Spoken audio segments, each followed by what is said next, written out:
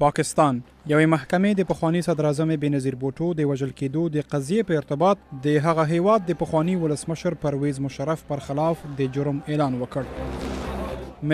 مصري مقاماتو د سې شنبې په ورځ د اخوان المسلمین مشر محمد البدی ونیو.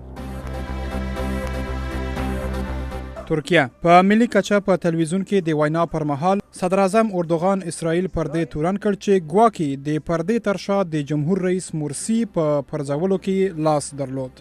برټانیا ګارډین ورځپاڼه وایي چې برتانوي چارواکو هغوی مجبوره کړل ترڅو هغه اسناد چې ایډوارډ سنودن دوی ته ورکړي وو له منځه یوسي. سوریه د هیواد صدراعظم وایي چې دمشق د نړیوال کیمیاوي وسلو له څېړونکو سره همکاري کوي. جاپان د هیواد وسلوالو ځواکونو خپل قدرت د وستر پوځي تمرین په ترسره کولو سره په داسې حال کې نندارې ته وړاندې کړ چې له چین سره د ټاپوګانو پر سر شخړه لري.